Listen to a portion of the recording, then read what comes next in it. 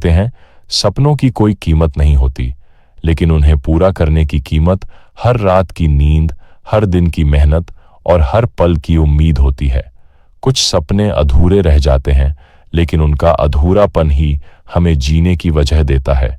ये कहानी है एक ऐसे युवक की जिसकी ख्वाहिशें बड़ी थीं, लेकिन हालात उनसे भी बड़े। पर फिर भी वह कभी रुका नहीं, क्योंकि उसके पास था एक सपना जो हार मानने से मना करता था।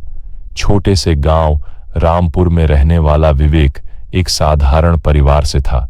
पिता खेतों में मजदूरी करते थे और माँ एक स्कूल में खाना पकाने का काम करती थीं। लेकिन विवेक की आंखों में कुछ खास था। वह अक्सर आसमान को देखता और कहता, माँ, मैं ऊपर वाले तारों तक पहुंचना चाहता हूं। माँ मुस्कुरा देती, लेकिन उनके अंदर डर होता, क्या उनका बेटा इस गरीबी में सपने देखने की गलती तो नहीं कर रहा। पर विवेक की दुनिया अलग थी। वह पढ़ाई में होशियार था और हर रात जब बाकी बच्चे सोते, वह एक मोमबत्ती के सहारे किताबें पढ़ता। उसकी नींद अधूरी रहती, लेकिन उसका सपना हर दिन और मजबूत होता। 11वीं कक्षा में विवेक को विज्ञान पढ़ने की चाह थी, लेकिन गांव के स्कूल में विज्ञान नहीं था। वह 10 किलोमीटर दूर शहर के स्कूल में दाखिला लेना चाहता था। पिता ने साफ मना कर दिया, बेटा, इतना खर्चा नहीं उठा सकते, तू खेती में हाथ बंटा ले।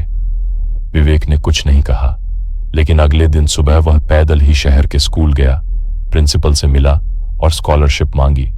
उसका आत्मविश्वास और अंक देखकर उसे आधी फीस माफ कर दी गई, लेकिन बाकी की फीस, किताबें और आने जाने का खर्च।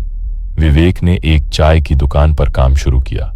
सुबह स्कूल, शाम को काम और रात को पढ़ाई। नींद तो जैसे उसकी जिंदगी से रूठ चुकी थी। 12वीं में विवेक ने जिले में टॉप किया। अखबारों में उसका नाम आया। गांव के लोग चौंके। अब वह इंजीनियर बनना चाहता था, आईआईटी का सपना देखता था, लेकिन कोचिंग, लाखों का खर्च। वह हार मान सकता था, लेकिन उसके सपनों ने उसे जगाए रखा। उसने खुद से पढ़ाई शुरू की, पुराने नोट्स, यूट्यूब वीडियो और दोस्तों की मदद से। दिन रात की मेहनत, अधूरी नींदें, भूखे पेट, पर मन में आग थी। पहली बार में विवेक आईआईटी नहीं निकाल पाया। उसकी रैंक बहुत पीछे थी। वह टूटा, कमरे में बैठकर चुपचाप रोया। माँ का कॉल आया। आवाज धीमी थी, बेटा, थक गया क्या? उसने आंखें पोंछी और बोला, नहीं माँ, अभी नहीं। मेरा सपना अब भी जिंदा है। उस रात उसने खाना नहीं खाया, पर किताबें फिर से खोलीं। अधूरी ख्वाहिशें उसके अंदर जिंदा थीं, और वो जानता था जब तक वह जिंदा है, वह हार नहीं सकता। अगले 1 साल उसने और मेहनत की। किसी शादी में बर्तन धोए, रात को सिक्योरिटी गार्ड की नौकरी की ताकि पढ़ाई का खर्च निकाल सके। आंखों के नीचे काले घेरे बढ़ते गए, लेकिन आंखों की चमक कम नहीं हुई। उसने फिर से परीक्षा दी और इस बार AIR 713, उसका नाम IIT बॉम्बे की लिस्ट में था। उस दिन वह जोर जोर से रोया। ये आंसू हार के नहीं, जीत के थे।